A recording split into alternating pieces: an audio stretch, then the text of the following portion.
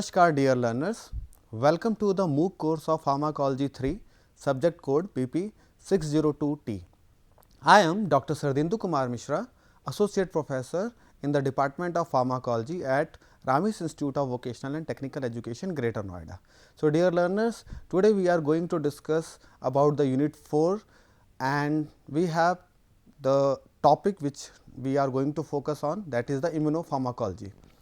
Now, let us elaborate the meaning of immunopharmacology. Now, we have two words, immuno and pharmacology. So, let us start with the immunopharmacology. So, basically to explore the immunopharmacology, firstly we need to know the meaning of immunity and then we can explore the word pharmacology. So, you can say that it is a mixture of two words in which we implicate the immunity in terms of its therapeutic benefits. Okay. So, as you already studied about the immunity several times, so we can just recapitulate the meaning of immunity. So, it is the ability of the body which can resist the various type of infection or the you can say invaders towards our body and which prevents the damage to the tissue or the organ. So, आप कह सकते हैं कि immunity क्या है, हमारे body का एक बॉडीगार्ड टाइप का है जो कि आपको बचाता है बहुत सारे इन्वेडर्स से या फिर जो पैथोजेंस हैं या फिर जो बहुत तरह के टॉक्सिन्स हैं. सो अब क्योंकि हमने बात किया है कि immunity is a very complicated system and for this it involves some type of cells. So, we have different type of cells which will be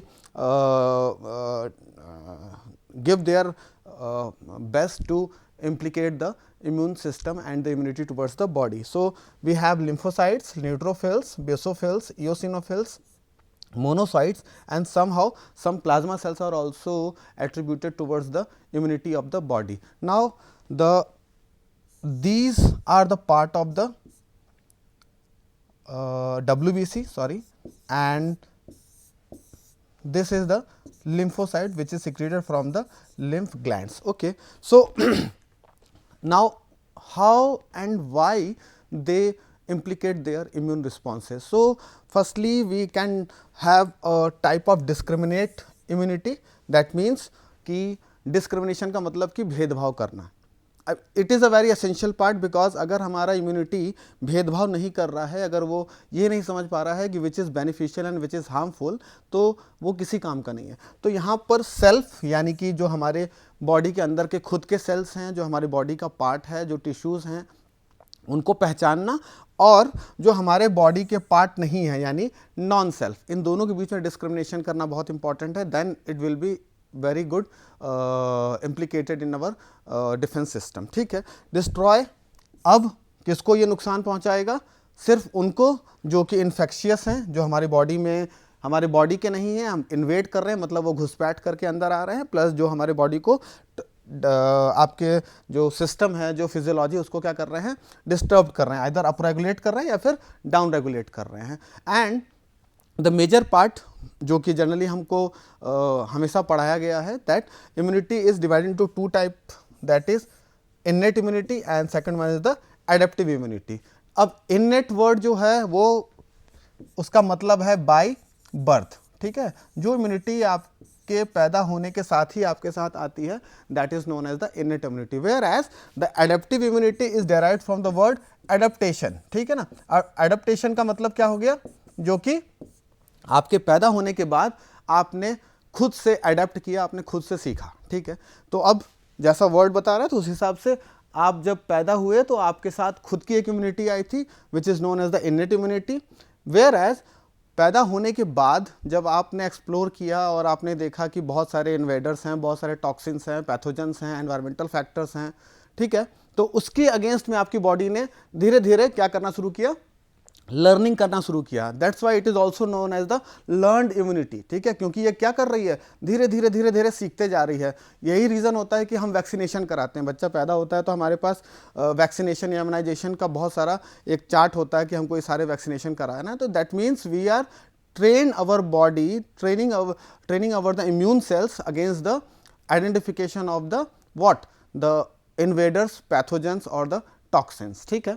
अब एडेप्टिव इम्यूनिटी आगे जाके फिर डिवाइड होती है, first one is the natural and second one is the artificial. अब natural क्या कि भाई हमारे बॉडी में कोई इन्फेक्शन आया, हमने उसको सीखा, उसके अगेंस्ट में काम किया और फिर हमने उसको उसके अगेंस्ट में एंटीबॉडीज़ बना लिए, ठीक है, तो उसको हमने नेचुरल बोल दिया। और आर्टिफिशियल क्या, जब हमने आपको वैक्सीन दिया, आपको इम्यूनाइज किया, उसके आपके बॉडी में पहले हमने क्या एक इन्वेडर डाला, एक टॉक्सिन डाला, एक पैथोजन डाला और डालने के बाद उसके अगेंस्ट में आपकी बॉडी ने इम्यूनिटी डेवलप की। Now natural is once again it is divided into passive and the active. Passive का मतलब ये मदर जब फीडिंग करती है, बच्चे को मिल्क फीड कराती है, तो उसके मिल्क के साथ कुछ एंटीबॉडीज़ जो हैं वो बच्चे के शरीर में जाते हैं और उसके अगेंस्ट में मतलब पैथोजेंस के अगेंस्ट में इम्यूनिटी डेवलप कर लेते हैं, that is known as the passive immunity. और मैटरनल, मैटरनल का मतलब है which is derived from the mother's milk, ठीक है। वेयर एज एक्टिव में जब आपको कोई इन्फेक्शन हुआ उसके बाद आपकी बॉडी ने इम्यूनिटी डेवलप की, then it is known as the active और द इन्फेक्शन इम्यूनिटी, ठीक है। Now artificial is again divided into active and passive. Passive का मतलब जब हमने आपकी बॉडी में कुछ एंटीबॉडी ट्रांसफ़र की है। अब एंटीबॉडी ट्रांसफ़र करने का क्या मतलब है कि हमने उन एंटीबॉडीज़ को कहीं पर बनाया और बनाने के बाद वहाँ से आइसोलेट करके आपकी बॉडी में डाल दिया, जो कि हम मोनोक्लोनल एंटीबॉडीज़ की बात कर रहे हैं, तो वो किस तरह की हो गई, पैसिव टाइप की आर्टिफिशियल इम्यूनिटी हो गई। वेयर एज हम एक्टिव इम्यूनिटी तब कहते हैं जब हमने आपको क्या किया, हमने आपको इन्वेडर दे दिया, आपकी बॉडी में जो टॉक्सिन है, जो पैथोजन है वो आपकी बॉडी में डाल दिया और डालने के बाद उसके अगेंस्ट में आपकी बॉडी ने क्या डेवलप किया, एंटीबॉडीज़ बनाए या फिर इम्यूनिटी स्ट्रॉन्ग की अपनी, then it is known as the active artificial immunity. So अब what are the basic elements, ये हम डिस्कस कर चुके हैं। Innate immunity it is the first line of defence, ठीक है। अब इसमें फिजिकल इम्यूनिटी, अब आपको ये पता होगा कि skin is the first line of defence, ठीक है। आपका स्किन जो है बहुत तरह के इन्वेडर्स को, बहुत सारे पैथोजेंस को रोक देती है, वो अंदर आने नहीं देती उनको, ठीक है। उसके बाद we have biochemical, for example complement system या फिर लाइसोजोम्स जो होते हैं, they are the type of biochemical immunity cells, ठीक है। इसके बाद सेलुलर में हमारे पास मैक्रोफेजेस हैं एंड न्यूट्रोफिल्स हैं, जो कि क्या करते हैं, एनगल्फ करके और जो भी एंटीजन होता है उसको क्या करते हैं, डाइजेस्ट कर लेते हैं। नाउ एडेप्टिव इम्यूनिटी सिस्टम जो है, it is having a two type, the first one is the humoral and second one is the cell mediated. अब नाउ आपने ये वर्ड ह्यूमोरल बहुत बार सुना होगा, लेकिन ह्यूमोरल का मतलब क्या है, कहाँ से ये डेराइव हुआ, तो बेसिकली इसमें बहुत ज़्यादा आपको कंफ्यूज होने की ज़रूरत नहीं है। ह्यूमर वर्ड जो है, एक तो ह्यूमर का मतलब होता है कि आप बहुत जॉली नेचर के, बहुत आपका मतलब आप लोगों को वो रखते हैं, खुश रखते हैं, बट यहाँ पर जो ह्यूमर वर्ड है दैट मीन्स द फ्लूइड, ठीक है। कौन सा फ्लूइड, बॉडी फ्लूइड, ठीक है। तो body fluid is the humour, ठीक है। यानी कि जो आपकी बॉडी फ्लूइड से इम्यूनिटी डेवलप होगी, that is known as the humoral immunity and it protect your body against the extra cellular organism. तो आपको हमेशा ध्यान रखना है, ह्यूमोरल इम्यूनिटी जो है वो आपके एक्स्ट्रा सेलुलर ऑर्गेनिजम्स के अगेंस्ट में काम करती है, और इसमें जो सेल्स होते हैं जो कि काम कर रहे होते हैं वो जनरली एंटीबॉडीज होते हैं जो कि बी लिम्फोसाइट से डेराइव होते हैं। Whereas the second one that is the cell mediated immunity. अब यहाँ पर वर्ड आ रहा है सेल, यानी कि अब सेल तो हमारी बॉडी के अंदर है, ठीक है। तो हमारे सेल, हमारे बॉडी के सेल से निकली हुई जो एंटीबॉडीज़, तो इसमें एंटीबॉडीज़ बहुत ज़्यादा नहीं आती हैं। एंटीबॉडीज़ जो हैं generally they were found in the humoral immunity. यहाँ पर टी लिम्फोसाइट या फिर और दूसरे जो सेल्स हैं उनसे आपको प्रोटेक्शन मिलता है, आपकी बॉडी उनको प्रोटेक्ट करती है। नाउ किसके अगेंस्ट में, तो यहाँ पर जो आपकी बॉडी में इंट्रा सेलुलर ऑर्गेनिजम्स हैं या इंट्रा सेलुलर आपको मान लीजिए ट्यूमर हो गया, तो that is also antigen to the our body, ठीक है ना। तो अब ह्यूमोरल जो है वो एक्स्ट्रा सेलुलर पैथोजन के अगेंस्ट में काम कर रहा है, वेयर एज सेल मेडिएटेड जो है वो किसके अगेंस्ट में काम कर रहा है, इंट्रा सेलुलर पैथोजन के अगेंस्ट में। तो ये बहुत सिंपल है आपको, और आप अब ज़्यादा अच्छे से डिफ्रेंशिएट कर पाएंगे कि what is the meaning of humoral and the cell mediated. Now these are the cells which are involved in the, अगर हम innate की बात करें तो these are the cells, complements, granulocytes, monocytes, macrophages, natural killer cells. NK का मतलब है natural killer cells, ठीक है। मास सेल्स जो हिस्टामिन रिलीज करते हैं, and basophils. Whereas when we talk about the adaptive immunity we have lymphocytes, B and T, antibodies, T helper, cytolytic suppressor lymphocytes, ठीक है। तो ये सब जो हैं वो हमारे को एडेप्टिव इम्यूनिटी में मिलते हैं देखने को। नाउ अगर हम एक चीज़ और भी देखें, यहाँ जो इमेज है वो बेसिकली आपको बहुत क्लियर नहीं हो रहा होगा, बट आपके बॉडी में जो ऑर्गन्स हैं जो कि इम्यूनिटी में अपना कंट्रीब्यूशन देते हैं, जिनको हम इम्यून ऑर्गन्स कहते हैं, ठीक है ना, तो उसमें जो आता है उसमें आता है थाइमस, ठीक है। थाइमस ग्लैंड है जो कि लिम्फोसाइट्स को बनाता है, टी लिम्फोसाइट्स, बी लिम्फोसाइट्स वहीं से डराइव हो रही होती हैं, ठीक है। टॉन्सिल्स जो कि आपके यहाँ पर है, ठीक है, जब हमारे को कभी बहुत ज़्यादा इन्फेक्शन होता है तो ये स्वेलिंग हो जाती है यहाँ पर, तो डॉक्टर कहता है आपको टॉन्सिलाइटिस हो गया। That means they are also the cells which protect your body, ठीक है।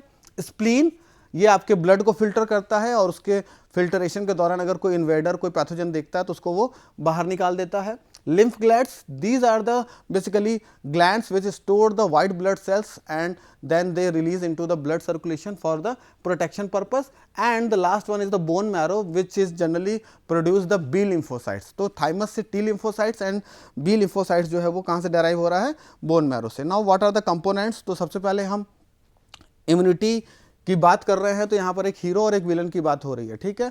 तो यहाँ पर जनरली जो विलन है उसको हम कहते हैं एंटीजन, ठीक है, और जो हीरो है दैट इज द एंटीबॉडी, ठीक है। तो आपको ये समझना है कि ये इन दोनों के ही अगेंस्ट में हमको सारी की सारी इम्यूनिटी पढ़ लेनी है, ठीक है। तो अब आप देखो व्हाट इज एंटीजन, तो basically it is a substance which having a nature of protein, polysaccharides और ग्लाइकोलिपिड। ये किसी भी नेचर का हो सकता है, कार्बोहाइड्रेट भी हो सकता है, प्रोटीन भी हो सकता है और लिपिड भी हो सकता है, and it consist of 2 parts, ठीक है। The first one is the hapten and second one is the carrier. अब हैप्टेन क्या है, हैप्टेन आपके लिम्फोस मतलब एंटीबॉडीज को एक्टिवेट करने का काम करता है, ठीक है। वेयर एज द कैरियर जो आपके बॉडी में कहाँ, मतलब जब एंटीजन आपके बॉडी में घुसेगा तो उसको एंट्री करने के लिए कुछ चाहिए होगा, है ना, तो वो कैरियर का यूज़ करता है, ठीक है। अब एंटीजन्स के एग्जांपल्स की अगर हम बात करें तो we have toxins, bacteria, virus, fungus, yeast, foreign blood cells and the some type of dust or the allergens, ठीक है। तो these are the antigens which are basically found for causing the different type of problems, ठीक है। now अब hero की बात करते हैं, antibody.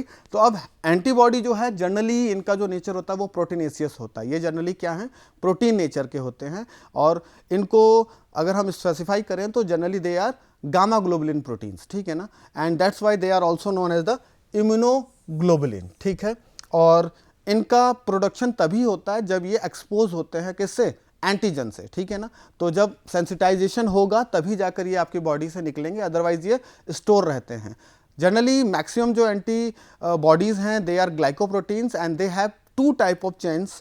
The first one is the light chain and second one is the heavy chain, ठीक है। तो 2 तरह के चैन हैं यहाँ पर, और ये दोनों चैन जो हैं वो डाइसल्फाइड बॉन्ड से क्या हुए हैं, जुड़े होते हैं। Now what are the parts of the antibodies, so generally we have Fab, ठीक है। इसके अंदर एक वहाँ पर क्या था एंटीजन में, हैप्टेन एंड द कैरियर। यहाँ पर 2 होंगे जिसमें कि हम अगर बात करें तो फैब है।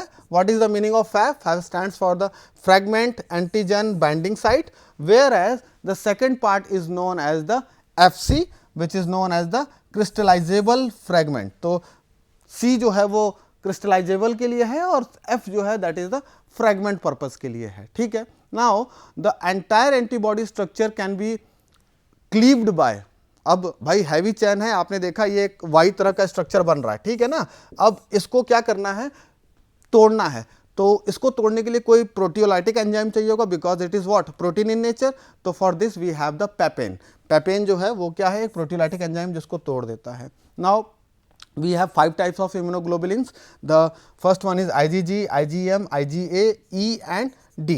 अब इन सब के बीच का एक डिफरेंस है जो हमने इस चार्ट से क्लियर करेंगे, ठीक है। तो IgG जो है इनका मॉलिकुलर, एक्चुअली इनका मॉलिकुलर वेट बहुत डिफरेंस होता है, ठीक है। तो 1,50,000 इसका मॉलिकुलर वेट है, एंड बेसिकली सीरम में ये पाया जाता है 1200 मिलीग्राम पर ml, ठीक है। What it can do? It can produce the anaphylaxis. Now, what is the meaning of anaphylaxis? तो हमने जब ऑटोकॉइट्स पढ़ा था उस टाइम पे हमने anaphylaxis वर्ड को एक्सप्लोर किया था। Basically it is a life threatening hyper sensitivity reaction और द एलर्जी, ठीक है ना, जिसमें कि एकदम सीवियर आपको मिनट्स के अंदर ही आपको हाइपोटेंशन होगा, इचिंग, हाइव्स और आपका वैसोकॉन्स्ट्रिक्शन की वजह से आपको इमरजेंसी में एडमिट होना पड़ेगा, ठीक है। IgM it is around 9 lakhs। इसका जो concentration है that is 100 milligram and this is basically responsible for the agglutination, मतलब जो क्लम्पिंग हो रही है ना, ठीक है, उस क्लम्पिंग के लिए रिस्पॉन्सिबल होता है IgM, ठीक है।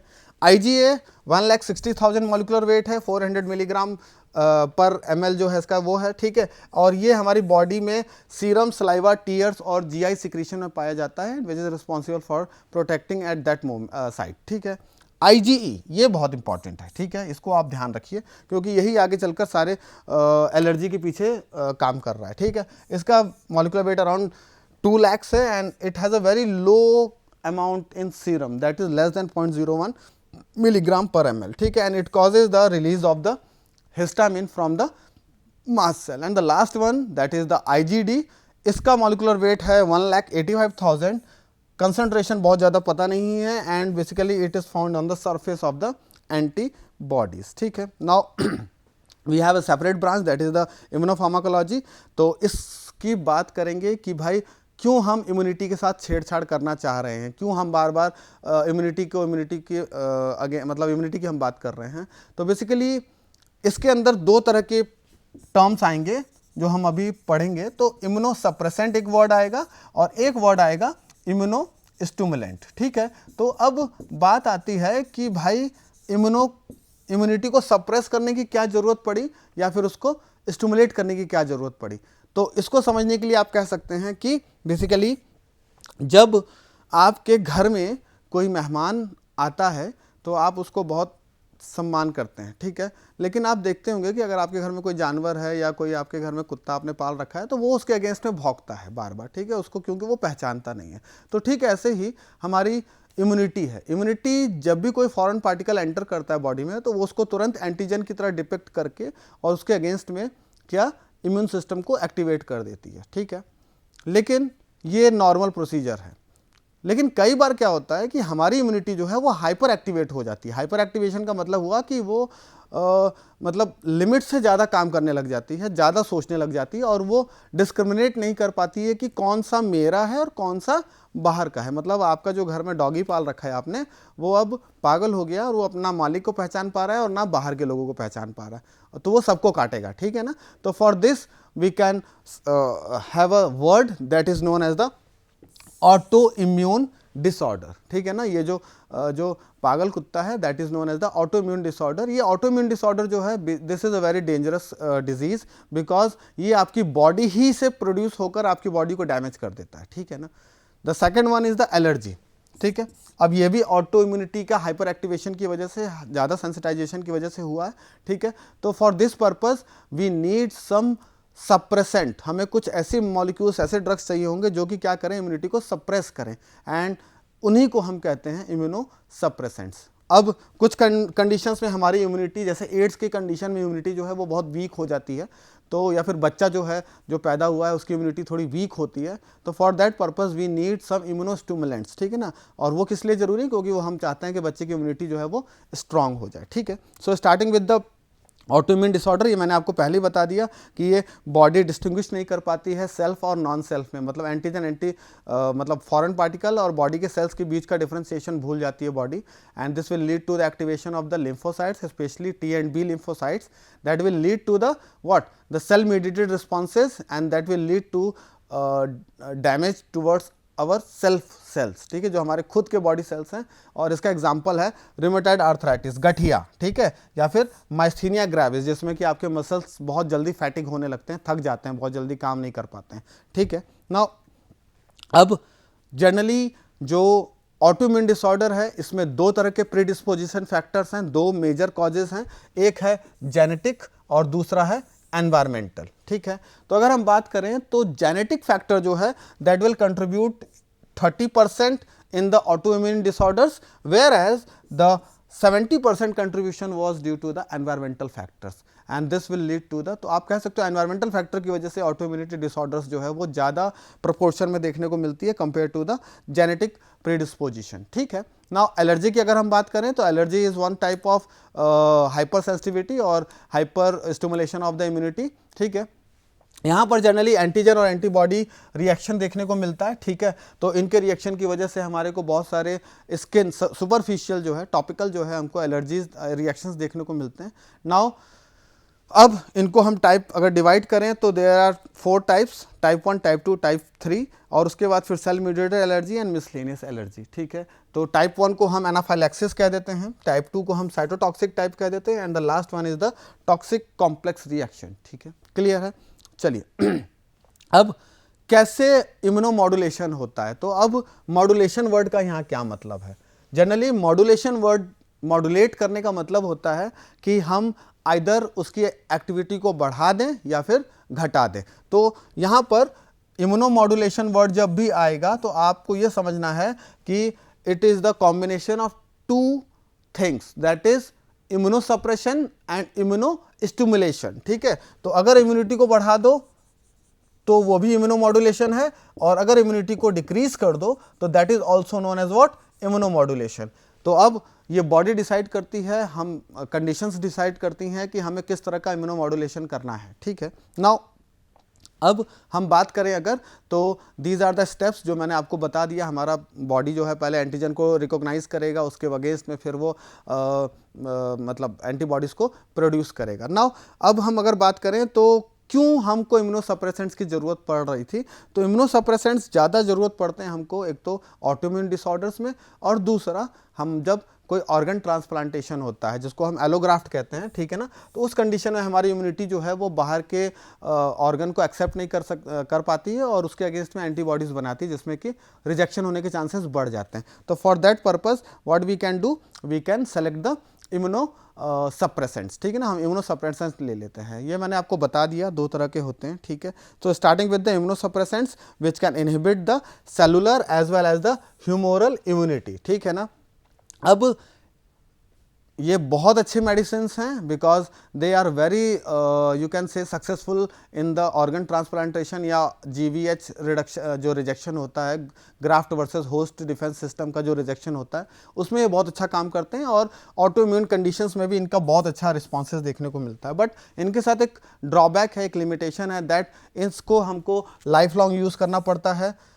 ये हमारी इम्यूनिटी को सप्रेस कर रहे हैं, इसका मतलब है कि they are inviting the pathogens, वो हमारे में इन्फेक्शंस ज़्यादा हो सकते हैं, कैंसर होने के चांसेस बढ़ जाते हैं, किडनी को टॉक्सिसिटी होने की चांसेस बढ़ जाती हैं, और डायबिटीज़ होने के चांसेस भी जो हैं वो बढ़ जाते हैं। So these are the classification of the immunosuppressants. We have glucocorticoids in which we have prednisolone and dexamethasone.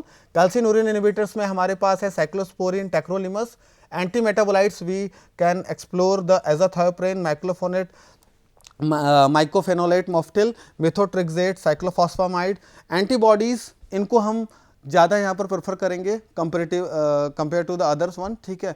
तो एंटीबॉडीज़ में हम एंटी थाइमोसाइट ग्लोबुलिन है, एंटी CD3 मोनोक्लोनल एंटीबॉडीज़ जिसमें मोरोमैनाब आता है, एंटी इंटरल्यूकिन 2 रिसेप्टर एंटीबॉडीज़ जिसमें डेस्लिजुमैब और बेस्लिजुमैब आता है, और एंटी TNF अल्फा जिसमें कि इन्फ्लेक्सीमैब और एटोनसेप्ट जो है वो पढ़ा जाएगा, ठीक है। So starting with the glucocorticoid, what is glucocorticoid, they are the molecules which can decrease the circulation of the WBC lymphocytes, ठीक है ना, उसके सर्कुलेशन को ये क्या कर देता है, कम कर देता है। इसके साथ साथ ये इंटरल्यूकिन के लेवल को कम करेगा, जिसमें कि इंटरल्यूकिन 1, 2, 3 एंड 6 जो हैं वो इंपॉर्टेंट हैं। They can also inhibit the proliferation of the T cell, ठीक है ना, T लिम्फोसाइट्स का भी प्रोलिफरेशन को रोक देगा। RBC का काउंट जो है वो बढ़ाएगा, जिसके साथ साथ प्लेटलेट और न्यूट्रोफिल्स का सर्कुलेशन में काउंट बढ़ जाएगा, and parallelly it can also enhance the rate of destruction of lymphoid sales, ठीक है। तो ये बेसिकली बहुत ही अच्छा मॉलिक्यूल है जो कि हेल्प करता है हमारे को इम्यूनिटी को सप्रेस करने के लिए, ठीक है। अब जनरली इसका यूज़ होता है ट्रांसप्लांट रिजेक्शन में, ग्राफ्ट वर्सेस होस्ट रिजेक्शन में, जिसमें कि बोन मैरो ट्रांसप्लांटेशन है, ऑटोइम्यून डिसऑर्डर्स जिसमें rheumatoid arthritis, systemic lupus erythematosus, psoriasis, inflammatory bowel diseases, toxicity, growth retardation या फिर और कैटरेक्ट, ठीक है, इनमें भी ये बहुत इफेक्टिवली काम करता है। नाउ कैल्सिन्यूरिन जो है, calcineurin is the you can say the very important inhibitor, जिसमें कि हम पढ़ेंगे साइक्लोस्पोरिन एंड टेक्रोलिमस। इसमें ये बहुत इफेक्टिव इम्यूनोसप्रेसिव ड्रग्स हैं। अब कैसे काम करती हैं, तो बेसिकली साइक्लोस्पोरिन जो है वो 11 अमीनो एसिड से मिलकर बना हुआ है, जो कि एक फंगस से निकाला जाता है, सॉइल फंगस है जिसका नाम है बरेविया नीविया, ठीक है। Now what they can do, they can suppress the proliferation of T lymphocyte, interleukin 2 and some cytokines, ठीक है ना, इनको सप्रेस करके ये अपना काम बहुत अच्छे से एग्जिबिट करते हैं। Parallelly they can also arrest the lymphocyte proliferation in G0 phase and G1 phase of the cell cycle, ठीक है। नाउ व्हाट दे कैन, उसका मैकेनिज्म ऑफ एक्शन देख लेते हैं। तो जनरली साइक्लोस्पोरिन बाइंड करता है किसके साथ, साइक्लोफाइलिन के साथ। बाइंड करने के बाद कैल्सिन्यूरिन साइक्लोफाइलिन कॉम्प्लेक्स बनता है जो कि इनहिबिट कर देता है कैल्सिन्यूरिन को, और ये जो कैल्सिन्यूरिन है that is very important for activating the transcription of interleukin 2, ठीक है, इंटरल्यूकिन 2 को बनाता है कैल्सिन्यूरिन। तो इसको इनहिबिट करने के लिए हम क्या करते हैं, साइक्लोफाइलिन को बाइंड करते हैं and later on it will lead to the inhibition of the lymphokine production as well as the interleukin release in the body, ठीक है। Now uses, organ transplantation rejection में ये काम किया जाता है, बहुत इफेक्टिवली ये वहाँ पर यूज़ किया जाता है। Now the next one is the anti metabolite sirolimus. Sirolimus जो है ये एक मैक्रोलाइड एंटीबायोटिक है, ये भी सेम वही प्रोटीन से बाइंड करता है, लेकिन यहाँ पर जो प्रोटीन है दैट इज द FKBP, ठीक है ना, FKBP प्रोटीन से बाइंड करता है, यहाँ साइक्लोफाइलिन नहीं है, ठीक है। और उससे बाइंड करने के बाद ये same,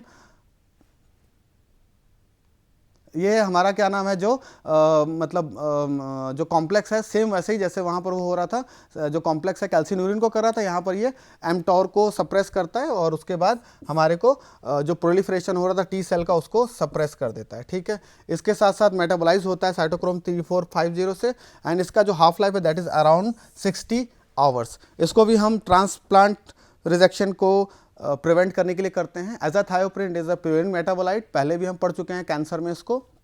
It can inhibit the differentiation and the function of T cell, inhibit the what cytolytic T lymphocytes and prevent the CMI, ठीक है, सेल मेडिएटेड इम्यूनिटी, ठीक है। इसको भी हम ऑर्गन ट्रांसप्लांटेशन में यूज़ करते हैं और रेमेटॉइड आर्थराइटिस में भी इसका बहुत यूज़ है। लेकिन इसका एक साइड इफेक्ट है कि ये बोन मैरो सप्रेशन करता है, जिसकी वजह से हमको ल्यूकोपीनिया या थ्रोम्बोसाइटोपिनिया, एलोपेसिया जैसी कंडीशन देखने को मिलती है। नाउ साइक्लोफॉस्फामाइड, ये हम पहले भी पढ़ चुके हैं कैंसर में, ठीक है। It is a you can say alkylating agent, ठीक है, and it has a very good activity against the B cell and the humoral immunity. Now इसका भी यूज़ जो है बोन मैरो ट्रांसप्लांटेशन में हम करते हैं and it will rarely use in the autoimmune conditions, ठीक है। Methotrexate, it is a folate antagonist, potent immunosuppressant है and it can suppress the production of cytokines, parallelly it can also suppress the cellular mediated immunity.